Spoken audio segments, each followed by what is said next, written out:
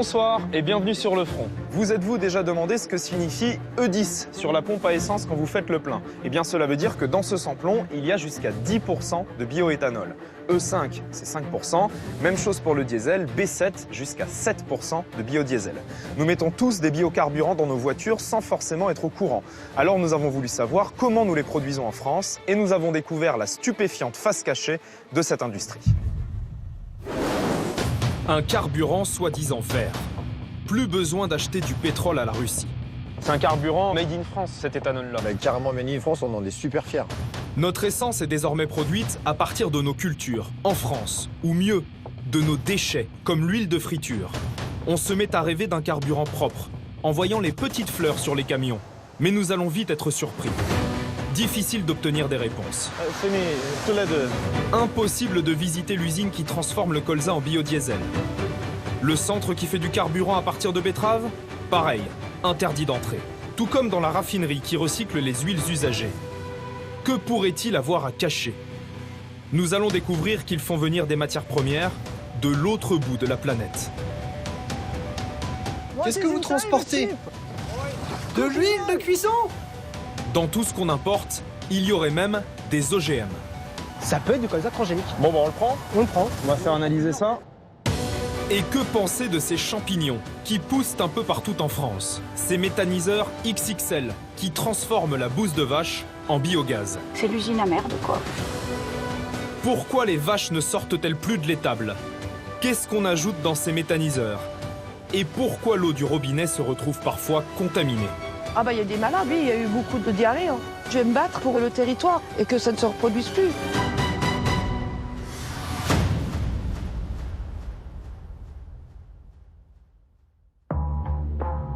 Pour nous aventurer dans le monde des biocarburants, nous avons besoin d'un guide. Un professeur de biochimie, Sébastien Almagro. Il s'est demandé un jour d'où venait le samplon 98 qu'il mettait dans sa voiture. Pour une partie, c'est du bioéthanol, fabriqué à partir de la production agricole. Ici, dans le Grand Est, il y a une forte culture de betterave. Donc c'est un peu le pétrole de la Marne. Mais on va voir ensemble peut-être si ce produit est si bio que ça. Pas besoin d'aller bien loin. Une usine se trouve tout près d'ici, au milieu des champs. Les carburants soi-disant écolos sortent de ce monstre fumant. Une partie du samplon que vous mettez dans votre voiture a peut-être été distillée ici. Les voisins ne supportent plus ni les fumées, ni les odeurs.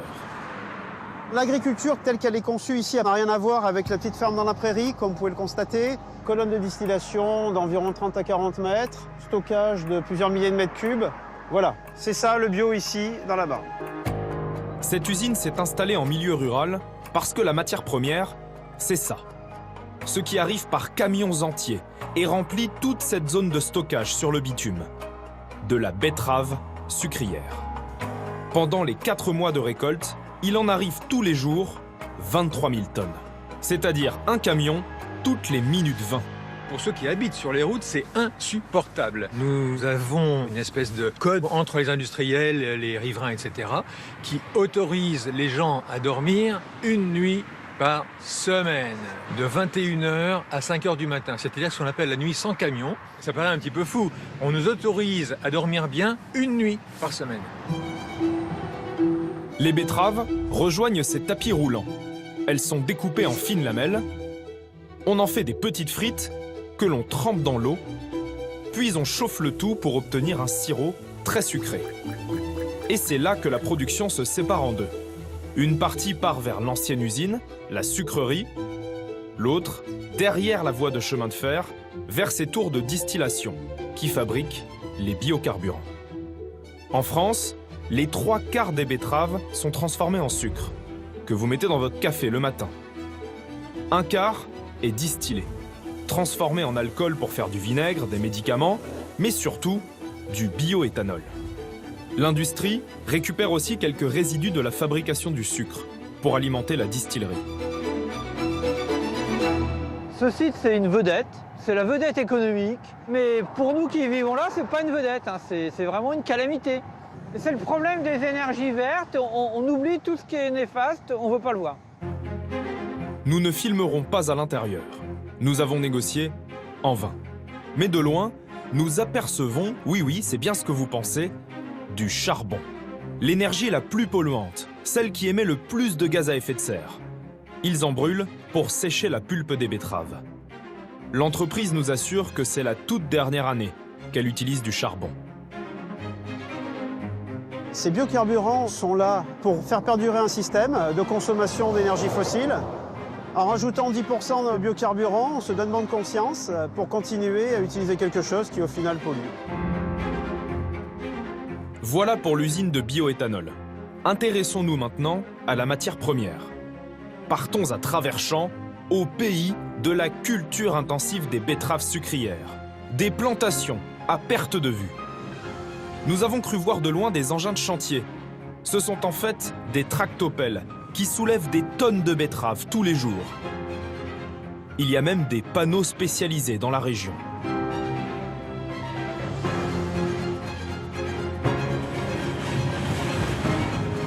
Un cultivateur a accepté de nous rencontrer. Il nous emmène chez son voisin, en pleine récolte. Elle marche à l'éthanol ou pas? C'est diesel. Ce serait cohérent. Hein. Les betteraves sucrières ne ressemblent absolument pas aux betteraves rouges que nous mangeons en salade. On peut en sortir une? Alors, allons-y. Hop. Voilà la Miss Better, avec la racine principale du pivot et puis toutes les racines secondaires. Ça paraît dingue de se dire qu'on peut faire rouler des voitures avec ça. C'est une diversification, c'est un vrai plus. Et en plus, c'est un plus qui est local. C'est un carburant made in France, cet éthanol-là. Mais carrément made in France, on en est super fiers. Ce n'est pas cultivé pour être vendu chez le primeur, mais par curiosité, nous allons goûter. Ah, on sent bien le sucre, hein. Ah ouais. On vole pas sur la marchandise, hein. C'est sucré et c'est sain. C'est bon, hein. Il y a juste un peu de pesticides dessus. Dessus, non. Pas du tout. Non, non. Tu vas finir dans le tas de betteraves, là. Il en rigole, c'est pourtant bien le sujet qui fâche. Parce que les cultivateurs de betteraves sont les tout derniers en France à utiliser des pesticides qui ont beaucoup fait parler d'eux. Les néonicotinoïdes, les tueurs d'abeilles. Vous avez une graine là de betterave sur vous? J'ai une graine de betterave sur moi. Je présente une graine enrobée. Et le bleu, c'est quoi du coup, toi? Ah, le bleu. Alors, l'enrobage, c'est une protection de semence. Pourquoi on protège la semence? Parce qu'elle est agressée par la fameuse jaunisse. Ce virus est porté par le puceron. Qu'on comprenne bien, ce que vous appelez protection de la plante, donc le bleu qui est autour de la graine, c'est du néonicotinoïde. C'est des produits phytosanitaires, quoi. Ouais, c'est des médicaments des plantes pour moi. On protège la plante. D'accord. Bah si, j'y tiens parce que quand je soigne mes plantes, je soigne les hommes. D'accord. Mais c'est des produits phytosanitaires? Tout à fait. Ok. On voit bien que ces graines n'ont plus grand-chose de naturel. Ils soignent peut-être la plante, mais pas les abeilles. Les néonicotinoïdes, la France les a interdits en 2018, car ce pesticide s'attaque au système nerveux des abeilles. L'interdiction générale n'aura pas duré bien longtemps. Dès 2020, les producteurs de betteraves sucrières obtiennent une dérogation. Ils sont les seuls à pouvoir encore utiliser en France l'insecticide tueur d'abeilles. Il n'y a pas d'alternative pour vous aux néonicotinoïdes? Il y a beaucoup de pistes qui ne sont pas économiquement viables. Maintenant, s'il y a d'autres molécules et d'autres solutions, nous, on est toujours preneurs. Hein. S'il n'y avait pas la filière éthanol, est-ce que vous produiriez autant de betteraves qu'aujourd'hui? Il est possible qu'on en produirait moins, en effet. Si le bioéthanol n'existait pas, la France répandrait donc moins de néonicotinoïdes dans la nature. Un argument de plus pour tous les opposants. Quand on fait le bilan global depuis l'extraction des betteraves, sur leur nettoyage, leur traitement, le transport par camion, la production de biocarburants, et ensuite le fait que ces biocarburants vont être brûlés, on se pose sérieusement la question de est-ce que c'est vraiment éco-responsable de continuer comme ceci? Nous n'avons pas eu le droit de filmer l'usine de betteraves, mais nous espérions avoir plus de chance avec le colza. Une entreprise, Cepol, produit un biocarburant dans ce centre, à Rouen, où on a mis un peu de peinture verte. Là, nous pensions pouvoir entrer. Eh bien, pas du tout. Nos demandes sont restées lettres mortes. Nous voilà, à nouveau, à la porte.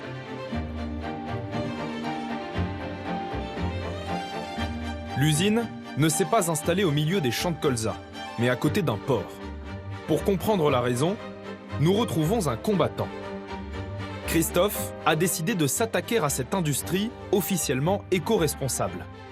Il a fallu attendre des semaines pour assister à l'arrivée d'un monstre des mers, le Pedoulas Trader. À l'intérieur de cet immense bateau, il n'y a qu'un seul produit, un seul, des graines de colza, naturellement riches en acides gras, qui seront transformées en huile, puis en biodiesel. C'est cette image que nous voulions obtenir pour montrer l'absurdité de la production des biocarburants. Nous importons une plante qui pousse pourtant très bien chez nous, en France. Là, on voit un énorme cargo et à côté, les camions ils sont tout petits, ridicules et je sais pas combien ils vont être pour décharger ça, mais ça va être des dizaines, des centaines, je sais pas. C'est impressionnant, quoi. Petite devinette. D'où vient ce colza d'après vous? De Belgique? Du Royaume-Uni? D'Europe centrale? Vous n'y êtes pas du tout. C'est un bateau qui vient d'Australie. Donc il a traversé la planète pour nous amener du colza australien. Tout à fait. On nous dit le biocarburant, c'est pour diminuer notre empreinte écologique. Et on fait traverser des cargos qui tournent au fioul lourd. Ça me paraît un peu paradoxal, en fait. À l'intérieur de ce vraquier, il y a 44 000 tonnes de colza, ce qui pourrait nous permettre de fabriquer 20 millions de litres de biodiesel. Mais pour le faire venir d'Australie, il a fallu brûler près d'1 million de litres de fioul lourd, carburant extrêmement polluant. C'est quel type de colza? Il pourrait être transgénique. Hein. Ça veut dire qu'on importe légalement de l'autre bout du monde du colza transgénique? Oui, l'Union européenne interdit la culture du colza transgénique, mais autorise l'importation du colza transgénique. Il y a un discours un peu schizophrénique. Et le consommateur n'est pas au courant. Et le consommateur n'est pas au courant, puisqu'à la pompe, encore une fois, il n'y a rien marqué. Si on mettait sur la pompe biodiesel issu de colza transgénique, il y a de fortes chances qu'ils arrêtent de le consommer. Est-ce qu'il existe aussi des risques ici, en France, du fait d'importer ce colza transgénique? On voit bien sur ces images, les graines, elles s'envolent, c'est pas du tout sécurisé. Et donc, le colza, il va se retrouver sur le bord des routes, autour des ports. C'est extrêmement volatile. Effectivement, il suffit de regarder autour de nous pour voir du colza qui pousse à côté du bitume. Et il n'est pas arrivé là tout seul. Bah voilà. Ça, c'est du colza? Ça, c'est du colza issu des déchargements, hein, ça paraît évident. Hein. Là, ça pousse en plein milieu d'un terre-plein C'est ce en qu'on a bord de route. On est juste à côté du port, là. Hein. Oui, c'est ça. Ça peut être du colza transgénique. Bon, on le prend. On le prend. On va faire analyser ça. Voilà, on a notre beau bouquet. Nous envoyons les échantillons dans un laboratoire près de Caen. Et nous attendons le résultat. Donc alors, ce que dit le rapport concrètement, hein, ils disent qu'on a envoyé des tiges, des fleurs, des feuilles, des racines, extrait l'ADN. Après, ils ont analysé cet ADN et ils se sont rendus compte que dans cet ADN, il y avait le transgène MS8 et le transgène RF3 positifs. Donc ça, c'est une variété de colza transgénique. Oui, c'est un colza transgénique mis au point par Bayer. Cette variété est complètement interdite à la culture en Europe et en France. Comment tu réagis à ces résultats? Je suis malheureusement pas surpris. C'est quoi le risque d'avoir ce type de colza transgénique qui pousse un peu n'importe où? Il va pouvoir contaminer des champs comme celui-là. Et si on retrouve des OGM dans un champ, il faut le détruire. L'État va obliger l'agriculteur à le détruire. Carrément. Carrément, c'est interdit, c'est interdit. Suite à notre analyse, le ministère de l'Agriculture a décidé de lancer une enquête officielle et d'inspecter l'usine. L'entreprise de biocarburants assure détruire systématiquement les plants qui poussent aux alentours, afin d'éliminer le colza génétiquement modifié. Nous commençons à comprendre pourquoi l'industrie du biodiesel est si réticente à nous recevoir. Bon, comme ça fait des mois qu'on fait des demandes de tournage et qu'on n'a toujours pas d'autorisation, on va aller voir directement sur le site. On va tenter. Bonjour, on est une équipe de France 5. On vient pour voir s'il était possible de rencontrer quelqu'un de la direction. Là, c'est pas possible. Oh, ça vaut le coup de demander. À force d'insister, le responsable de la communication finit par venir nous voir, à l'extérieur. Bonjour, enchanté. C'était pour savoir s'il était possible de faire une visite de l'usine. Bon, il n'y a pas de visite, c'était pas... Pourquoi? Bon, c'était pas possible, il y a eu déjà plein de visites. Dans cette usine? Pas celle-là en particulier, mais... Oui, mais nous, c'est celle-là qui nous intéresse. Mais pourquoi vous voulez tourner dans cette usine? Parce que c'est une usine intéressante. Vous recevez beaucoup de colza de l'étranger. Ouais. Faire venir du colza d'Australie, c'est pas le même impact que de transformer du colza qui est cultivé en France. Ça dépend. Si vous transportez les graines en camion, en faisant venir un gros paquet de camions, et si vous transportez les mêmes volumes avec un seul bateau, les bilans sont moins importants que faire venir un gros bateau que plein de camions, quoi. Vaut mieux faire venir des gros bateaux d'Australie que utiliser du colza cultivé en France. Actuellement, ça peut avoir le coup, effectivement. D'accord. En termes de bilan. Une partie du colza transformé en biodiesel en France a été produite localement, 38% seulement. Le reste arrive donc d'Allemagne, d'Ukraine, en tout cas avant la guerre, d'Australie, à 15 000 km de chez nous, et pour beaucoup du Canada, qui cultive quasi exclusivement du colza génétiquement modifié. Parmi ce colza que vous importez, il y a du colza transgénique. On a une partie de colza transgénique. CEPOL ne voit pas de souci à importer des cultures de colza transgénique alors qu'on n'aurait pas le droit de cultiver ces produits en France. Vous voyez ce que je veux dire? Alors ça, c'est pas à moi de répondre à cette question. Nous, Un peu, puisque c'est vous qui les fabriquez, ces biocarburants. On fait en sorte de suivre totalement la réglementation. Mais vous, personnellement, ça vous pose pas de problème d'importer du colza transgénique alors qu'on n'a pas le droit d'en cultiver en France? Je suis pas là pour vous répondre en tant qu'être humain et moi de ce que je pense. Je suis responsable com de chez CEPOL. C'est ce qui est permis par la réglementation aujourd'hui.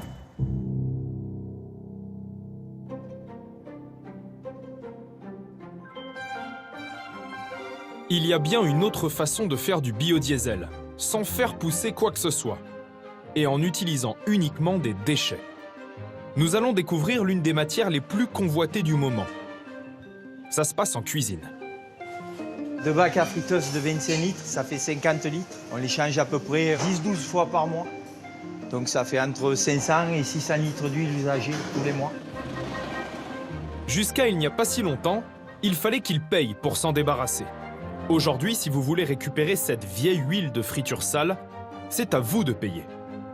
Cela suscite tellement de convoitises qu'il faut même faire attention à ne pas se les faire voler. Merci mon petit. Un jour en fin de matinée, et je vois deux personnes en train d'essayer de prendre les bidons d'huile que j'avais déposés à l'extérieur. Et j'ai bien vu que ce n'était pas la même société par rapport à leur combinaison. Il y a eu une petite dispute, mais voilà. Ça s'est arrêté là. Moi, je ne pensais pas qu'un jour, on pourrait essayer de me voler 4 bidons d'huile usagés, quoi. Le commerce de l'huile sale, c'est la nouvelle ruée vers l'or. Les collecteurs se battent entre eux pour devenir les rois de ce nouveau marché juteux. C'est un préjudice également pour nous, collecteurs. On se fait purement et simplement dépouiller de notre bien. Ces huiles qui sont volées, dans quelle filière partent-elles derrière? Il y a une nébuleuse un petit peu à ce niveau-là. Et malheureusement, on est victime de cette situation et tout ça, ça doit s'arrêter. Une fois que tous ces restaurants ont vendu des frites aux clients, ils vendent aussi les huiles usagées. Merci, au revoir. Le leader européen de ce marché s'appelle Quatra. C'est génial quoi, pour la planète. On roule avec notre huile de friture, même biokérosène, on va voler avec ça. C'est super quoi. C'est de la graisse. Celle-ci, elle n'est pas très qualitative, donc du coup, on va enregistrer comme quoi dedans il y a une mauvaise qualité. Mais on le recycle quand même, on prend tout. Lui aussi se dit victime des voleurs.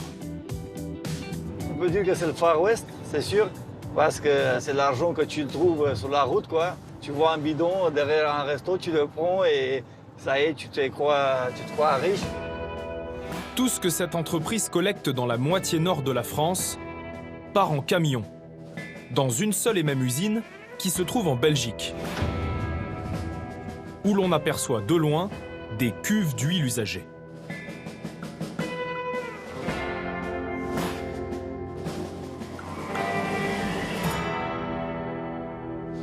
Bonjour. Bonjour. Merci de nous accueillir. Avec plaisir. On va visiter l'usine. Oui. Je vous suis. Merci. L'entreprise récupère de l'huile dans 90 000 établissements en Europe et transforme 250 000 litres par jour. Ça sent l'huile de friture. Oui, bien sûr. Elle est toute neuve cette usine. Oui, elle est toute neuve. On a construit la plus grande usine en Europe pour le traitement des huiles de friture usagées. De toutes les couleurs, en fonction de ce à quoi elle a servi en cuisine. Des frites, des poissons panés, des beignets. Ça, c'est quoi ça? Ce sont des graisses de poulet. Il y a beaucoup de pertes quand vous faites la rôtisserie. Quand on met de l'essence, on met de la graisse de poulet parfois. Les dans sa graisses de voiture. bœuf, graisses de poulet, ça peut être de l'huile de tournesol. C'est une mélange. Toutes ces huiles vont être purifiées pour obtenir un produit homogène, revendable à une raffinerie. Un bidon comme ça, combien vous l'achetez à un restaurant? Entre 20 et 50 euros, ça peut rapporter à un client. Par bidon? Par bidon. Ça dépend de la qualité et la quantité. Il y a 15 ans, le client devait nous payer et puis maintenant, c'est nous qui payons le client. Donc un déchet est devenu une matière première? C'est ça, grâce au biocarburant. Ouais. Nous sommes venus ici pour découvrir la purification des huiles, mais aussi pour interroger le directeur au sujet des vols de bidons. Votre chauffeur nous a dit qu'il y avait des vols de bidons d'huile. Oui, exactement. Mais ce sont des petits collecteurs qui volent quelques bidons et le vendent pour gagner des petits sous. Vous y participez pas du tout à ces vols d'huile usagée? Nous, on va certainement jamais participer à ça. On a une traçabilité à 100% de tous nos véhicules. Parce qu'on a eu de nombreux témoignages qui disent que votre entreprise aussi récupère frauduleusement certains bidons ou essaye de récupérer frauduleusement certains bidons dans des restaurants avec lesquels vous n'avez pas de contrat. On peut couper? Je suis ouvert pour tout montrer. Ouais. Fini une chose. Alors, tous les deux. Pour quelle raison vous êtes ici? Pour faire un documentaire comme il faut? Oui. Ou pour faire Quatra dans une publicité qu'on est des voleurs? Pas du tout. Parce que sinon, ça finit ici et tout le matériel reste ici. Non, mais c'est pas du tout. Bon, mais bon. Il y a des gens qui portent ces accusations-là, donc on est obligé de faire réagir. Son entreprise est accusée de vol par des concurrents. Une procédure est en cours. Le directeur de Quatra nous assure qu'il n'a rien à se reprocher et nous parle d'une affaire qu'il vient de gagner en justice. Des concurrents nous ont accusés. C'est venu devant le tribunal et le juge a décidé que Quatra est 100% en ordre avec la collecte. Ces huiles usagées récoltées en France, où partent-elles à partir d'ici? La raffinerie ne se trouve pas à côté, ce serait trop simple. L'huile retraitée quitte l'usine belge en camion-citerne et une partie rejoint le port d'Anvers pour être déversée dans un navire qui part vers l'ouest, contourne la France, l'Espagne, le Portugal, rejoint la mer Méditerranée et accoste à La Mède, en France, dans l'usine de Total, pour être transformée en biodiesel et alimenter les stations-service françaises. La boucle est bouclée. Nous y partons avec une vieille connaissance, un combattant que nous avons rencontré pour une précédente enquête. On arrive à La Mède, là, la raffinerie de Total. Une ancienne raffinerie de pétrole, reconvertie dans le biodiesel. Sylvain a créé une association pour défendre les forêts françaises. Cet ingénieur forestier s'est mis à s'intéresser aux biocarburants quand il a compris qu'on coupait des arbres pour produire de l'huile de palme. Total voulait utiliser plus de 550 000 tonnes d'huile de palme pour faire des biocarburants. Le problème avec l'huile de palme, c'est qu'on est obligé de raser des forêts. Et en fait, on a montré que tout ça, c'était une vaste imposture. Qu'un biocarburant à base d'huile de palme polluait 3 fois plus qu'un carburant à base d'énergie fossile. Supprimer l'huile de palme dans les biocarburants, c'était clairement une énorme victoire. Mais c'est pas suffisant. Alors voilà, aujourd'hui, on est au salon de la bioénergie. On a voulu participer à ce salon. On avait réservé un stand, monsieur, et on nous a interdit d'aller à l'intérieur. Donc si vous ne nous laissez pas aller à l'intérieur, on sera à l'extérieur avec les militants aujourd'hui pour dénoncer cette énorme arnaque. Les bioénergies, c'est du greenwashing. Les bioénergies n'ont rien de bio. Je m'appelle Sylvain Angeran et je me bats pour que nos forêts et notre biodiversité ne finissent pas dans les réservoirs des voitures ou des avions. Nous savons donc qu'arrivent ici, à La Mède, nos huiles usagées françaises qui sont passées par la Belgique. Et on découvre assez rapidement d'autres bateaux qui ont l'air de venir de bien plus loin. Ça doit être un des deux qui sont là-bas, là. Ça doit être un de ceux-là, là-bas. Parmi tous les bateaux qui arrivent au port, nous avons appris que celui-là va alimenter l'usine de biodiesel. Automne, un navire-citerne, un huilier. C'est lui qui nous intéresse. Bonjour. Vous parlez anglais? Qu'est-ce que vous transportez? Des biocarburants? Du biodiesel? Ah, de l'huile. De l'huile végétale. Vegetable oil. Ah, de la graisse animale. C'est pour Total? Donc c'est de la graisse animale là-dedans. Bah en tout cas, c'est ce qu'ils nous disent, ouais. Ça fait partie de tous les produits que Total importe dans sa bio-raffinerie pour la faire tourner, quoi. Voilà. C'est gigantesque les quantités qu'il faut amener. Donc c'est plein de bateaux qui arrivent chaque année et c'est un monstre cette raffinerie, quoi. Et nous, on s'est battus pendant des années pour essayer de faire comprendre qu'il fallait tuer le monstre, en fait, quoi. Vous avez aimé le colza qui venait d'Australie? Vous allez adorer l'huile usagée qui nous vient de Chine. Voilà ce que nous transformons en biodiesel.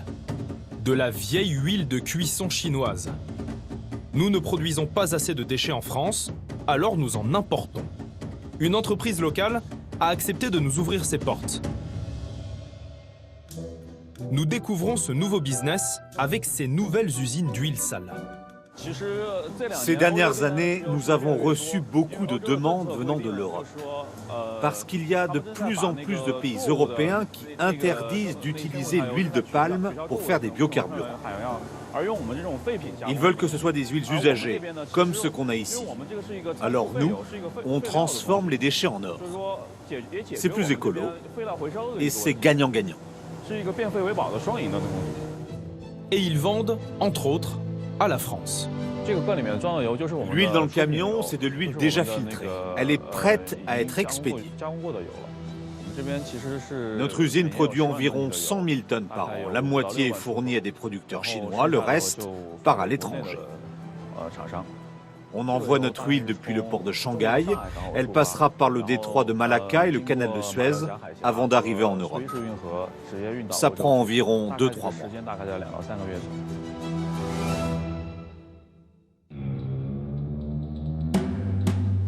Et elle arrive donc à la Med, chez Total. Vous avez compris que nous ne rentrerons pas ici non plus.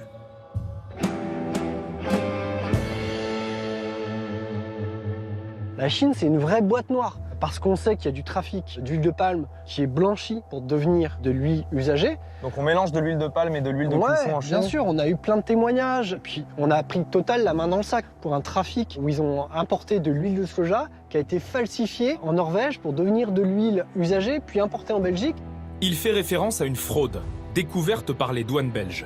Aux États-Unis, on faisait pousser du soja pour en faire de l'huile végétale transformée en biodiesel. Les bidons partaient au Canada, où on ajoutait un peu d'huile usagée, sortie des cuisines. La mixture traversait l'Atlantique et arrivait en Norvège. C'est là que les revendeurs trompaient les douanes et recevaient un certificat carburant issu d'huile usagée. Le produit frauduleux entrait ainsi sur le marché européen et était distribué par Total. Dans cette affaire, l'entreprise française a été reconnue comme victime de la fraude.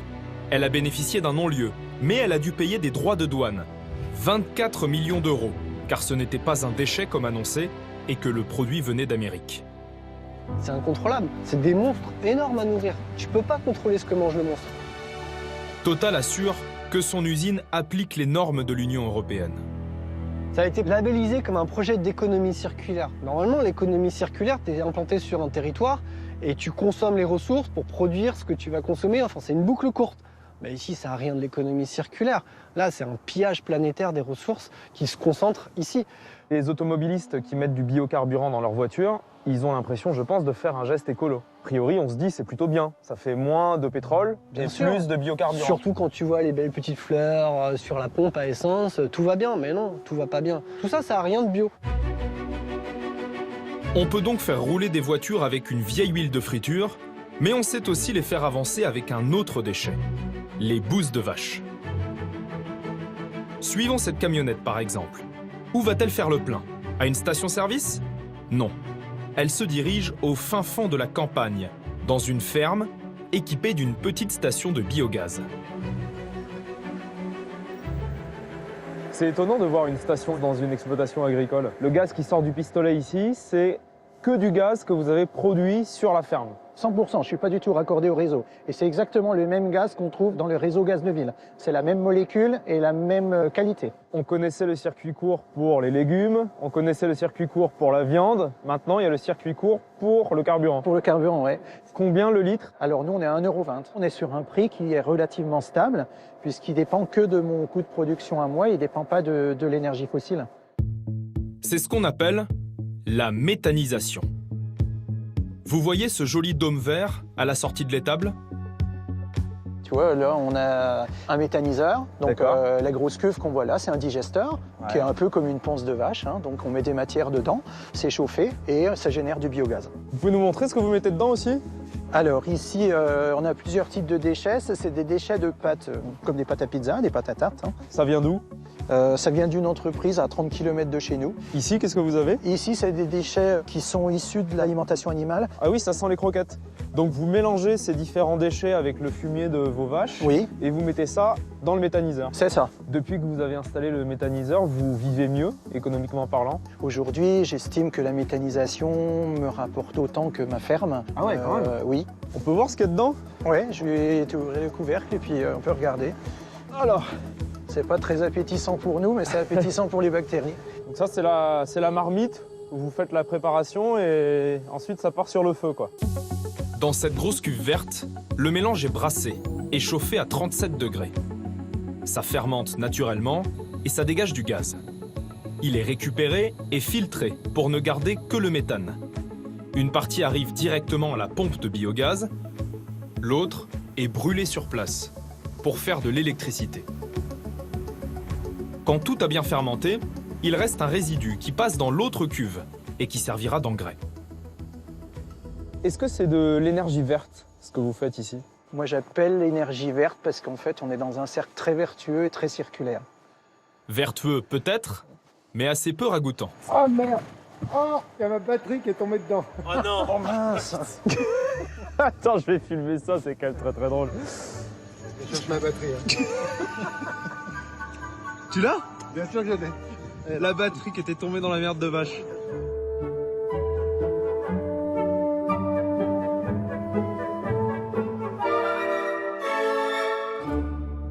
Donc vous êtes un des premiers? On était dans les premiers, oui. On était peut-être une quarantaine, une trentaine en France, ouais. Et depuis, ça a explosé? Alors depuis, oui, je connais plus tout le monde. Hein. Les méthaniseurs poussent comme des champignons, un peu partout en France. En 2010, il y en avait 200. Aujourd'hui, on en compte 1200 et il y a encore 800 projets dans les cartons. Il y en aura bientôt plus de 2000 sur tout le territoire. Vous êtes une petite exploitation, vous faites du bio, vous avez un petit méthaniseur. Est-ce qu'il y a des dérives dans le développement de la méthanisation? Probablement oui. Moi aujourd'hui, si je manque de fumier dans mon exploitation à une période donnée, je vais aller chercher du fumier chez des voisins. Je ne vais pas spécialement doubler l'élevage parce que j'ai besoin de fumier. Il aurait donc des collègues qui élèvent plus de vaches, non pas pour produire du lait ou de la viande, mais pour le fumier. À Toul, dans l'Est, un méthaniseur vient juste de sortir de terre et des riverains ont décidé de se mobiliser. Vous avez vu, de loin, on a l'impression que c'est petit. Quand on s'approche, c'est quand même une véritable usine. Hein. Toutes les fermes à reprendre sont raflées par les méthaniseurs. Il y en a un tous les 3 km. C'est l'usine à merde, quoi.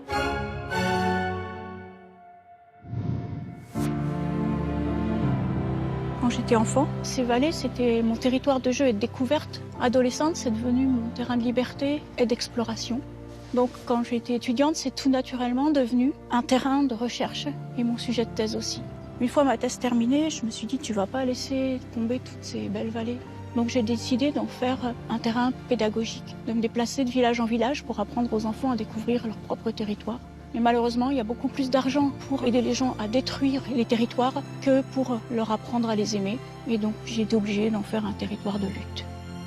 Les méthaniseurs, on n'arrive même plus à les compter, parce que tous les mois, il y en a de nouveaux, quoi. Je m'appelle Blandine Vu et je me bats pour préserver les campagnes contre l'industrialisation forcée.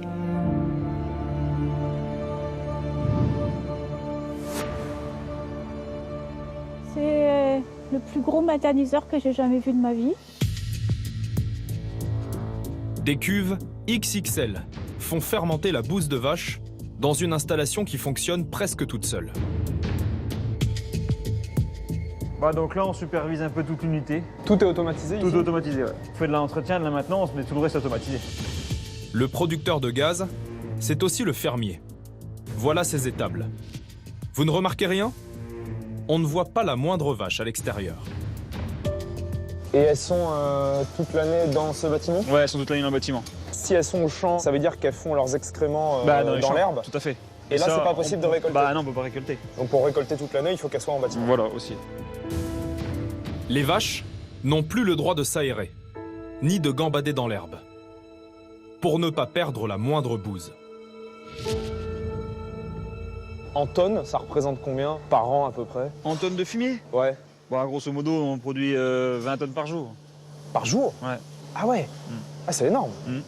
Donc la bouse de vache maintenant là, qu'on voit en train de tomber, il faut la considérer comme une matière première en fait. C'est plus un déchet pour vous. C'est plus un déchet, on la valorise bien. C'est le nouvel or marron. Ouais, c'est ça, on peut dire ça. On peut dire ça comme ça. Son installation est directement reliée au réseau de gaz de ville. Il vend sa production à GRT. Vous n'avez pas d'inquiétude sur la sécurité des installations ? Oh non, ça c'est la partie GRT, on s'en occupe pas. D'accord, c'est pas vous qui gérez ça ? C'est clôturé, c'est fermé GRT Gaz, nous on s'en occupe pas. Non. Et si ça explose, il se passe quoi ? Ça pète demain, il n'y a plus de village à côté. Ah ouais ? Ah oui. S'il a pu se lancer dans des investissements aussi lourds, c'est parce qu'il a reçu des subventions pour la construction. Et quand il vend son gaz, il le vend à un prix garanti, grâce à d'autres subventions de l'État. Vous le vendez à combien le méthane ? 90 € le mégawattheure. C'est un prix qui est garanti ? Pendant 15 ans. Vous avez d'un côté le prix du lait qui n'est pas garanti et qui est relativement bas en ce moment. C'est ça. Et de l'autre, vous avez le méthane où on vous garantit un prix élevé. C'est ça. On dort plus tranquille. Ça paraît fou de se dire que les agriculteurs aujourd'hui sont garantis sur le méthane et pas sur le produit historique de leur travail, qui est le lait. Ça, c'est la triste société d'aujourd'hui. Ouais. Si demain on avait un ultimatum à choisir entre produire du lait ou produire du gaz, on produirait forcément du gaz. Il préfère produire du gaz. Autrement dit, la bouse devient parfois plus rentable que le lait. Juste derrière le méthaniseur, nous sommes intrigués par cette petite colline. Enfin petite, elle est immense. Cela ressemble à de la terre, mais ce n'est pas de la terre. C'est quoi tout ça ? C'est des cultures qu'on implante spécialement pour produire de l'énergie, pour produire du gaz. C'est quel type de culture ? Nous, on met surtout du seigle et de l'orge. Et donc ça ensuite, ça part dans le méthaniseur ? Ça part dans les digesteurs, ouais. C'est bon pour le méthaniseur ? C'est grâce à ça qu'on fait le gaz, en partie. C'est mieux que le fumier ou moins bien ? C'est un peu plus méthanogène que le fumier, oui. Les cultures aujourd'hui que vous produisez pour la méthanisation, vous pourriez les vendre sur le marché alimentaire ? Ah bah bien sûr, hein. On ferait plus de céréales, plus de blé, plein d'autres choses. Et pourquoi vous le faites pas ? Parce qu'on a du coup, maintenant qu'on a ça, on a besoin d'alimenter. Il faut nourrir la bête. Voilà, c'est ça. C'est une montagne de céréales. Savoir que l'on utilise des terres agricoles pour alimenter des méthaniseurs, c'est ce qui scandalise le plus Blandine. On est sur une usine. Je suis totalement effrayée par cette dérive parce que maintenant on se retrouve avec des vaches enfermées 12 mois sur 12 pour une production qui est avant tout une production de fumier et des cultures monstrueuses qui vont alimenter cette production d'énergie. Elle veut nous montrer qu'une autre plante est utilisée en partie pour faire du biogaz, le maïs, alors qu'on pourrait utiliser l'intégralité de ces champs pour produire des denrées alimentaires. Surtout en ce moment, où le prix des matières premières atteint des sommets et où se nourrir devient de plus en plus cher. On a l'ensileuse qui arrive. L'ensileuse, c'est la machine qui récolte le maïs. Donc qu'est-ce qu'on fait ? On fait demi-tour, on les suit ?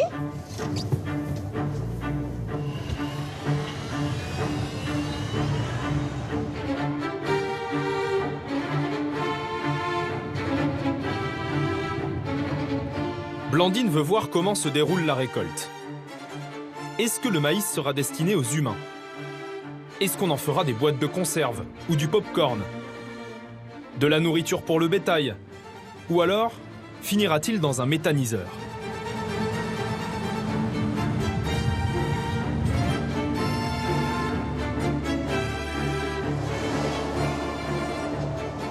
Ils travaillent, eux, nous on travaille pas, ils s'en foutent complètement qu'il y a du monde. Hein.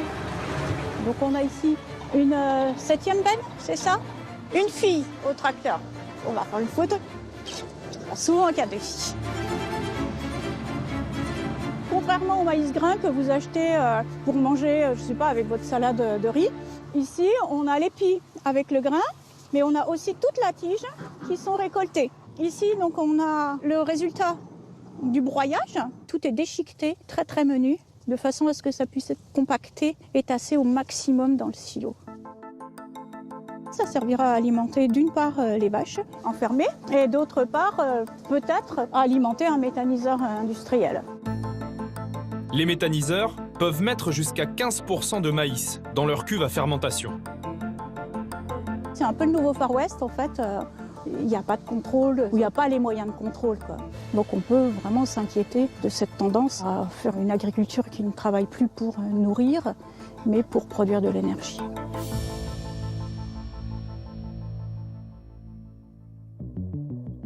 On utilise des terres agricoles pour alimenter nos méthaniseurs. Et on n'est pas au bout de nos surprises. Certaines installations font fermenter des denrées alimentaires, du lait ou des petits plats.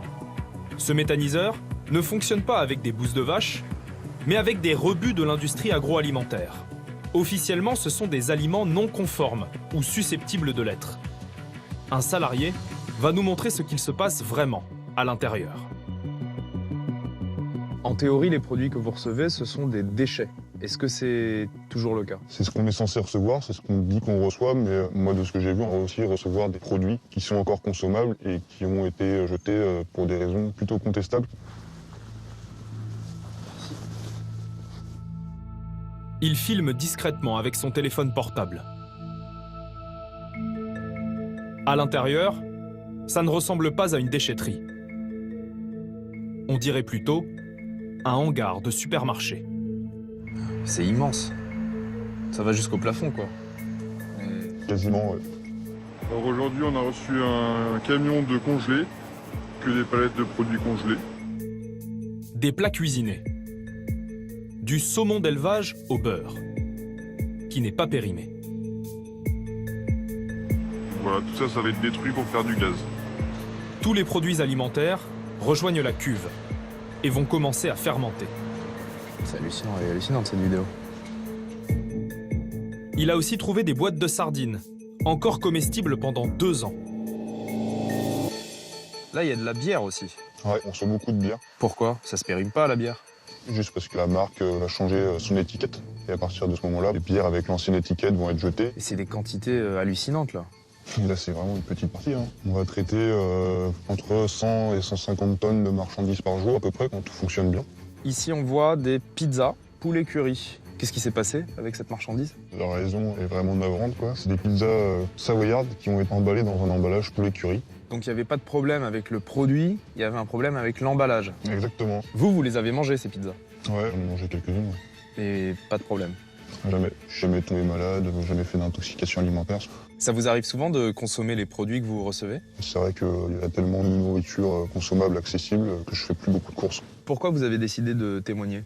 Par conviction personnelle, parce que quand on sait qu'il y a des gens qui meurent de faim chaque jour, on a vraiment du mal à se dire qu'on va acheter tout ça et pour uniquement faire du gaz. C'est révoltant.